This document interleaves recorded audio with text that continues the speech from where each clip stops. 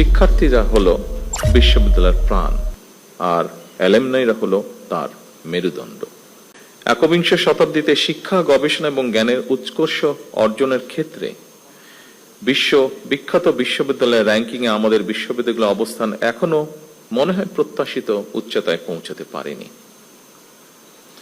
Ranking এর ক্ষেত্রে সাধারণত গবেষণা, প্রকাশনা, পাবলিকেশন, সাইটেশন এবং উদ্ভাবন, এই বিষয়গুলোকে মনে হয় বেশি গুরুত্ব দেওয়া হয়। সেই ক্ষেত্রে আমাদের অবস্থান কোথায়, এই বিষয়গুলো নিয়ে আমাদের শিক্ষাবিদগণ নিশ্চয়ই আরো চিন্তা ভাবনা করবেন।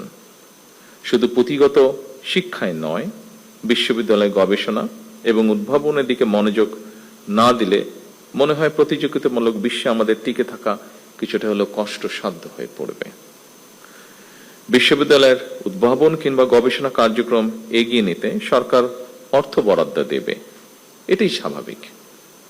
তবে আমি যতটুকু জানি, ব্রিটেন সহ বিশ্বের অনেক দেশই যারা বিশ্ববিদ্যালয় অ্যালুমনাই, তাদের অনেকেই কিন্তু বিশ্ববিদ্যালয়ের গবেষণা এবং উদ্ভাবন কার্যক্রমকে এগিয়ে নিতে সাধারণত পৃষ্ঠপোষকতা করে থাকেন। এই জন্যই অনেকে বলে থাকেন, শিক্ষার্থীরা হলো বিশ্ববিদ্যালয়ের প্রাণ, আর অ্যালুমনাইরা হলো তার মেরুদণ্ড। ঢাকা বিশ্ববিদ্যালয় সহ দেশের বিভিন্ন বিশ্ববিদ্যালয়ের শিক্ষার্থী বর্তমানে যারা দেশে বিদেশে জ্ঞানে, বিজ্ঞানে, অর্থ, বিত্তে প্রতিষ্ঠিত, সেই সব অ্যালুমনাইদেরকে বিশ্ববিদ্যালয়গুলোতে শিক্ষা ও গবেষণা উন্নয়নে সম্পৃক্ত করার উদ্যোগ নেওয়ার জন্য আমি উপস্থিত শিক্ষাবিদদের প্রতি বিনীত আহ্বান জানাই। সম্মানিত সুধীমণ্ডলী, আরো একটি বিষয়ের দিকে আমি আপনাদের দৃষ্টি আকর্ষণ করতে চাই। বিশ্ববিদ্যালয়গুলো থেকে প্রতি বছর লক্ষ লক্ষ শিক্ষার্থী বের হয়। উচ্চশিক্ষা নিয়েও অনেকে বেকার থাকেন, অর্থাৎ বেকারত্বের সংখ্যা আমরা যদি একটু দেখি, উচ্চশিক্ষিতদের মধ্যেই মনে হয় বেশি। এর কারণ সম্পর্কে নানা মতামত রয়েছে, তবে মনে হয় একটি ব্যাপারে কম বেশি সকলেই একমত।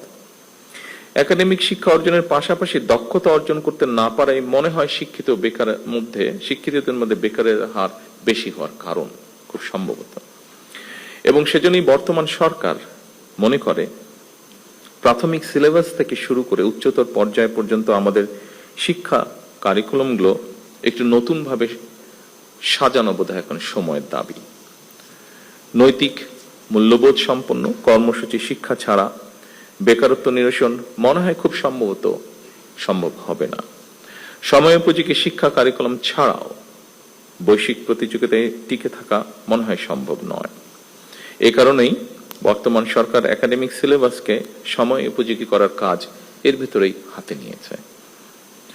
সম্মানিত শিক্ষকবৃন্দ, সম্মানিত গবেষকবৃন্দ, বিশেষ করে উচ্চশিক্ষা ব্যবস্থাকে সময়োপযোগী করতে বর্তমান সরকার অ্যাপ্রেন্টিসশিপ, ইন্টার্নশিপ এবং ইন্ডাস্ট্রি একাডেমি, এটার সহযোগিতা বাড়ানোর জন্য চেষ্টা বা উদ্যোগ গ্রহণ করছে।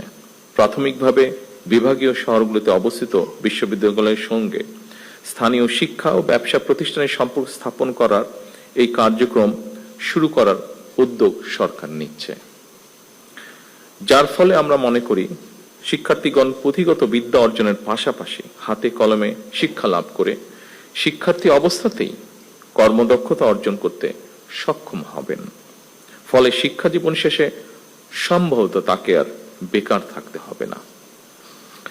কলেজ এবং বিশ্ববিদ্যালয়ে ইনোভেটিভ বিজনেস আইডিয়া বাণিজ্যিকরণ করতে প্রতিযোগিতামূলক প্রক্রিয়ায় সিড ফান্ডিং বা ইনোভেশন গ্রান্ট প্রদান, এটারও আমরা উদ্যোগ নিচ্ছি এবং এর উদ্দেশ্য ক্যাম্পাস থেকেই ব্যবসায়িক উদ্যোক্তা তৈরি করা। ফলে এই উদ্যোক্তারা নতুন এবং সৃজনশীল ব্যবসায়িক ধারণা বাস্তবায়ন করে দেশের অর্থনীতিতে নিশ্চয়ই অবদান রাখতে সক্ষম হবেন।